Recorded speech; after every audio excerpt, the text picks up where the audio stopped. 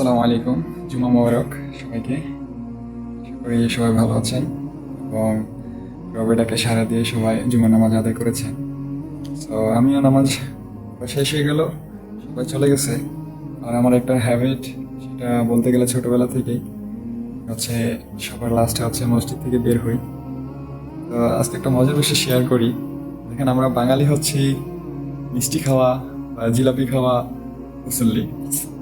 তো আমাদের বাংলাদেশে প্রায় প্রতিটা মসজিদে হচ্ছে জুমা নামাজের পরে কি বলে এটাকে মিলাদ বলতো, মানে দোয়া। যাই হোক, মিলাদ বলতে কোনো ইয়ে নাই, মিলাদ মানে জন্ম বোঝায়। তো দোয়া হতো, দোয়ার পরে জিলাপি দিত, সবাই হচ্ছে জিলাপি খেত। ঠিক আছে, অনেক মানুষ আছে, ঠিক আছে, এই মিষ্টির জন্য হচ্ছে লাস্টে বসে থাকে। আর যদি মিষ্টি না দেয় সেদিন হচ্ছে শুধু ফরজ 2 রাকাত পড়ে চলে যায়। যখনই শুনে মিষ্টি দেয় বা জিলাপি দেয় তখন বসে থাকে। আচ্ছা, তো সৌদি আরবে আসলাম আজকে 3 মাস হয়ে গেল, আলহামদুলিল্লাহ। একদিনও দেখলাম না যে এখানে হচ্ছে নামাজের পরে কি বলে এভাবে দোয়া পড়া বা জিলাপি দেওয়া বা অন্য কিছু দেওয়া। ঠিক আছে, এগুলা হচ্ছে আমি এখানে দেখি না। তো আমরা বাংলাদেশে যেই কিছু বিষয় আছে, ফরজ যে ইবাদতগুলা, ওগুলাকে গুরুত্ব না দিয়ে আমরা হচ্ছে যেটা হচ্ছে ইসলামে নাই, রাসূলুল্লাহ সাল্লাল্লাহু আলাইহি ওয়াসাল্লাম যেটা বলে না, যেটা করার জন্য, সেগুলাই হচ্ছে আমরা অনেক বেশি গুরুত্ব দিই। তো এখানে একটা জিনিস আমার ভালো লাগছে, যেহেতু এখানে টেম্পারেচার অনেক বেশি। এই যে দেখেন, একটা ফ্রিজ আছে, এই ফ্রিজে সবসময় পানি থাকে, যে যার মতো হচ্ছে পানি 2টা 3টা নিয়ে যায়। আমার বাসা যেহেতু কাছে, এই যে 2টা পানি নিলাম। তো এই পানি হচ্ছে আমি এখন পান করতে করতে চলে যাব বাসা। মসজিদের ভিতরের পরিবেশটা দেখুন, মাশাআল্লাহ কত সুন্দর। মানে এখানে আসলেই মনে হচ্ছে যে কি বলে জান্নাতের ভিতরে আসছি, এত ভালো লাগা কাজ করে। তো যাই হোক, আমি এখন বের হয়ে যাচ্ছি।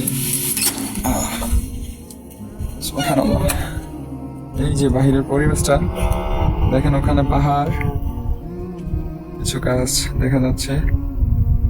আর এই যে আমার বাসাটা হচ্ছে, এই যে খেজুর গাছ, এখানে আমার বাসা।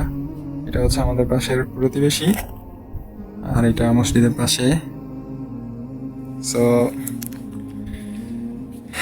আজকে যে বিষয়টা শেয়ার করা ছিল, আসলে আমরা বাঙালি জাতি তো কিছু বিষয় হচ্ছে আমরা আবেগে করে থাকি। ঠিক আছে, ওইটা আমাদের মানে বিবেক কাজ করে নাই।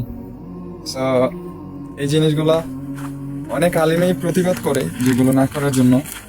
আবার অনেক আলেম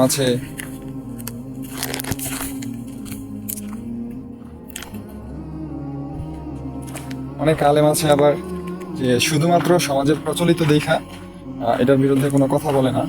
ঠিক আছে, তারাও তাল মিলিয়ে করে যায়। কিন্তু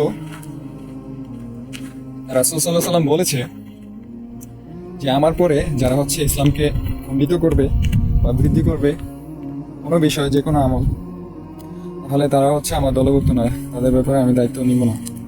তো এই জিনিসগুলা আমাদের বাংলাদেশের আলেমরা যে কবে সতর্ক হবে যারা হচ্ছে এগুলা করে আর কি। আল্লাহ তাআলা সবাইকে সঠিক বুঝ এবং জ্ঞান দান করুক, সবাইকে আল্লাহ তাআলা হেদায়েত দান করুক। আমাদেরকে আবেগ থেকে বের হয়ে এসে রাসূল সাল্লাল্লাহু আলাইহি ওয়াসাল্লামের দেখানো সুন্নাহ অনুযায়ী আমল করার তৌফিক দান করুক, এই প্রত্যাশা রেখে আজকের মতো এতটুকুই। আল্লাহ হাফেজ, মা আসসালামা, আল্লাহ ইয়াসসার আলাইক।